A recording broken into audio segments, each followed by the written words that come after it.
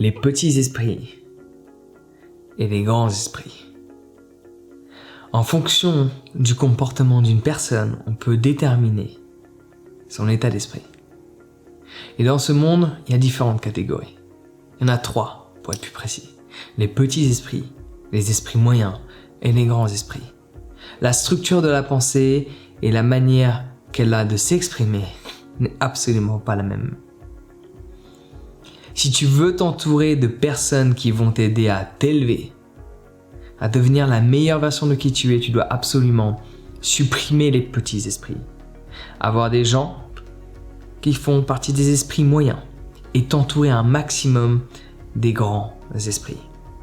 Je m'explique. Les petits esprits gossipent. Les petits esprits parlent des gens et la plupart du temps négativement. Ils vont pas se dire cette personne ce qu'elle a fait c'est génial. Non, ils vont raconter des rumeurs qui sont souvent fausses ou mal interprétées, toujours dans le but de rabaisser l'autre. Ces gens-là, ne traîne pas avec eux. Parce qu'ils vont influencer ta perception d'une personne sans même la connaître. Tu vas la rencontrer, tu vas avoir un avis sur elle qui est détourné de qui elle est. Parce qu'en plus, leur avis n'est pas basé sur qui elle est. L'avis des petits esprits sur les gens qu'ils connaissent n'est jamais basé sur les gens qu'ils connaissent. Leur avis est toujours basé sur ce qu'ils ont vu ou ce qu'ils ont entendu ou pensent avoir entendu. Sur 1/10 de qui la personne est. Et ils partagent un avis sur qui la personne est alors qu'ils connaissent uniquement 1/10 de la personne. Ils se mettent à juger qui cette personne est sans la connaître dans son entièreté. Ça, c'est les petits esprits. À parler que du négatif. À parler que de ce que les gens font. Sans même se préoccuper de leur propre existence. Ouais. Puis il y a les esprits moyens. De temps en temps, ça fait du bien. Find the middle way. D'être au milieu, ça fait du bien. Pas tout le temps, mais de temps en temps. Les esprits moyens parlent des événements, de ce qu'il se passe, mais ne font pas. Les esprits moyens parlent de l'actualité, mais ne créent pas l'actualité. C'est ce qu'on pourrait dire pour ainsi dire, si je devais donner un ratio comme ça à vue d'œil, comme ça. J'aurais tendance à dire qu'on vit dans un monde où il y a 30% de petits esprits qui gossipent, qui parlent du négatif en permanence, qui cherchent à rabaisser les gens parce que leur ego ne veut pas voir qu'une personne est meilleure qu'eux. Par ce fait, on va la critiquer, la juger, partager plein d'informations fausses sur la personne pour la rabaisser et se sentir à un niveau supérieur, alors qu'on sait, au fond de nous-mêmes, si on met notre ego de côté, que leur vie est mieux que la nôtre. Les petits esprits fonctionnent ainsi. Ça, je dirais, c'est 30%. Puis je dirais qu'il y a, pour être gentil, 50% d'esprits moyens, limite 60. On va dire 50 pour être gentil. Des gens qui parlent de l'actualité, mais qui ne créent pas l'actualité. Des gens qui lisent des livres, mais qui n'écrivent pas de livres. Des gens qui regardent, mais ne créent pas. Et on pourrait mettre aussi dans cette dynamique-là les petits esprits. Du coup, le 50% se transformer en 80%. Et il y a 20% des gens. Ce sont des grands esprits. Ils parlent d'idées. Ils ne sont pas là à critiquer ce qui est, mais à penser à l'avenir et à faire en sorte de le confectionner. Ils ne sont pas là à rabaisser les gens ou à parler des faits d'actualité, mais à comment faire pour créer l'actualité. Comment faire pour changer ce qui ne va pas. Ils ne sont pas là à développer le problème, mais à parler de la solution. Les grands esprits cherchent à développer les idées qui règlent les problèmes du monde actuel qui ont été causés par les gens moyens et les gens petits.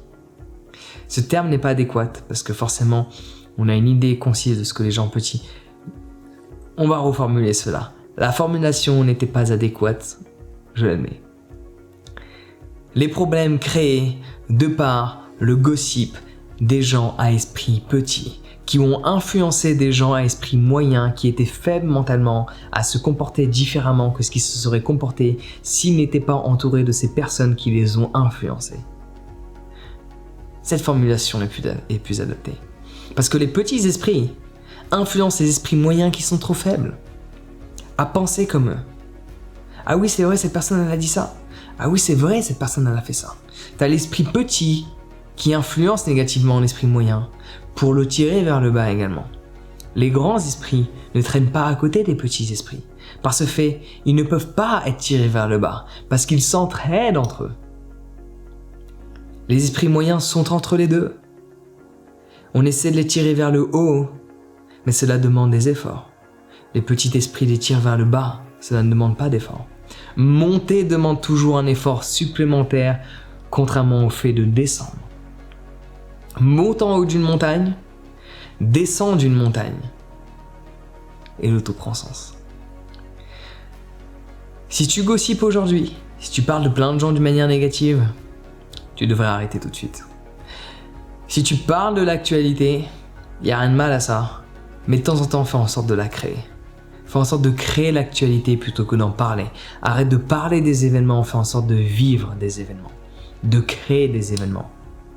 Et idéalement, dans tout ce qui ne te convient pas dans ta vie d'aujourd'hui ou dans le monde dans lequel tu vis, au lieu de parler, de développer le problème, de parler des faits d'actualité, parle des solutions et applique-les. C'est comme les gens qui se plaignent de plein de choses, mais ne font rien pour régler la solution, pour faire en sorte que la solution règle le problème. Voici selon moi la structure des esprits des gens. Non pas esprit dans le sens spirit, esprit dans le sens mental. Voilà. Cette vidéo n'avait pas de but en soi. Je sais pas, j'ai juste eu envie de segmenter le tout. Parce que les gens qui gossipent, les gens qui parlent négativement des gens, alors bien sûr on peut dire « Ouais mais Jean, regarde, t'as parlé négativement des gens ». Oui, c'était pour l'explication, mais dans mon quotidien, tous les jours, il y a plein de choses que je peux exprimer dans des vidéos que je n'exprime pas dans mon quotidien. C'est juste que forcément pour que les gens le réalisent, tu dois bien en parler. Et les gens qui vont critiquer le fait que j'en parle alors que je dis qu'il ne faut pas en parler, ne sont pas dans la bonne position parce qu'il manque un élément essentiel à une vie extraordinaire. Ça s'appelle common sense. We live in a world where common sense is no longer common, right? Le bon sens. Dans mon quotidien, 1, je regarde pas la vie d'autres personnes que moi. 2, je parle pas négativement de personne, outre que mes propres expériences. 3, je suis tellement focus sur ma vie que j'ai pas le temps de me préoccuper de la vie d'une autre personne. Les gens à esprit faible, les gens à esprit petit, se préoccupent tellement de la vie d'autres personnes, sont tellement préoccupés à créer des histoires et des scénarios négatifs envers d'autres personnes, qui ne prennent pas du temps pour développer leur propre existence, puis se plaignent et disent que c'est à cause du système, à cause de leur famille, à cause de leur éducation, à cause d'eux, mais jamais à cause de soi. Et les esprits moyens, en soi, ne posent pas de problème. C'est juste qu'ils sont relativement faibles mentalement, se font traîner par le bas, et je suis sûr que tu l'as déjà expérimenté. Il y a des gens qui veulent te tirer vers le haut, et tu les aimes pas, parce qu'ils te rentrent dedans, ils te mettent un coup de pied au cul. Et ça fait mal, t'as pas envie d'un coup de pied au cul. Tu te dis ouais c'est un connard, machin. Cette personne ne t'a pas caressé dans le sens du poil pour te tirer vers le bas, elle t'a mis un coup de pied au cul pour te faire réaliser la merde que tu as créée, dans laquelle tu t'es mise, pour te donner à nouveau la responsabilité de changer ta vie. Mais tu ne veux pas l'accepter. Tu préfères avoir le discours des gens à petit esprit qui vont te dire c'est pas de ta faute à toi. C'est pas ma faute à moi. Ils vont chanter la chanson. Ils vont dire c'est la faute du gouvernement, c'est la faute de la société, c'est la faute de la structure de ceci, c'est la faute de ton patron, c'est la faute de tes amis, c'est la faute de cette personne, c'est la faute de tout le monde sauf de toi. Les gens qui vont tirer vers le haut pour développer de meilleures idées, de meilleurs environnements, de meilleures fréquentations, une meilleure vie, vont pas avoir ce scénario-là. Ils vont pas te caresser dans le sens du poil en disant « tout va bien, c'est pas de ta faute ». Ces gens-là te tirent vers le bas, sans que tu le réalises. Parce qu'ils t'enlèvent ton pouvoir, ils t'enlèvent ta responsabilité qui te permet de changer l'existence que tu mènes en cet instant. Les gens à grand esprit qui te tirent vers le haut. Ils vont pas dire c'est pas ta faute. Ils vont dire non, c'est ta faute. T'es en surpoids, c'est ta faute. T'as pas la vie que tu rêves, c'est ta faute. Ils vont te dire les choses franches et honnêtes, même si cela te déplaît. Parce que au moins, une fois que tu réalises que c'est ta faute, tu peux créer le changement et par la suite, ce sera grâce à toi. Si c'est pas de ta faute, ce sera jamais grâce à toi. Si c'est ta faute, ça peut être grâce à toi. La vie que tu mènes aujourd'hui, tu la mènes soit à cause de toi, soit grâce à toi. Si cela ne se passe pas comme souhaité, c'est à cause de toi. Si cela se passe comme souhaité, c'est grâce à toi. Mais quand tu as un esprit faible et que tu te fais tirer vers le bas par les petits esprits qui vont dire que c'est pas de ta faute, la vie que tu mènes, tu n'en as pas le contrôle. Donc accepte qu'il y a des gens qui te mettent des coups de pied au cul. Qu'il y a des gens qui te mettent des petites claques de temps en temps. Évidemment, pas forcément physiquement, mais juste mentalement, verbalement, pour te challenger, te booster, te faire réaliser que il est temps de prendre ton courage à deux mains. Il est temps d'agir. Il est temps d'arrêter de se plaindre. Il est temps d'arrêter de parler du problème et te focus sur la solution, sur les solutions, parce qu'il n'y en a pas forcément une pour que tu vives la vie que tu désires. Il y en a plein des solutions. Et c'est pas peut-être forcément celle que tu vois. Mais pour se faire tirer vers le haut, il faut accepter de ne pas savoir. Pour se faire tirer vers le haut, il faut accepter de se taire. Il faut accepter de dire « j'ai tort ». Il faut accepter de dire « guide-moi ». Il faut accepter de dire « ok, j'ai pas confiance, mais je sais où tu es, je sais où je suis, je vais suivre ce que tu dis, peu importe ce que je peux penser de ce que tu me dis ». Il y a plein de choses que je pourrais te partager qui peuvent te sembler complètement contre-intuitives. La plupart des gens, on vit dans un monde aujourd'hui où ils questionnent l'idée partagée sans même se préoccuper de qui exprime cette idée. En fonction de où est la personne qui te partage un concept, une stratégie, une solution, tu ne devrais même pas questionner cette solution à partir du moment donné où elle correspond à ton éthique. Tu devrais le faire et observer les résultats. Parce que quand tu questionnes quelque chose avant même de le faire, tu ne pourras jamais en recevoir les résultats. Michael Jordan n'a jamais questionné tous les trainings et les stratégies que son coach sportif lui a demandé de faire, y compris des choses extrêmement cheloues. Regarde le documentaire The Last Dance, puis renseigne-toi sur l'entraîneur de Michael Jordan. Il lui a fait faire des choses que personne ne faisait. Il ne les a pas questionnées. Il les a fait parce qu'il valorisait qui lui disait de le faire. Les esprits moyens et les petits esprits questionnent ce qu'on leur demande de faire sans se préoccuper de qui leur demande de le faire. Tu devrais toujours te préoccuper de qui te donne le conseil avant de questionner le conseil. En fonction de où tu es, si une personne est là et te donne un conseil, questionne le conseil.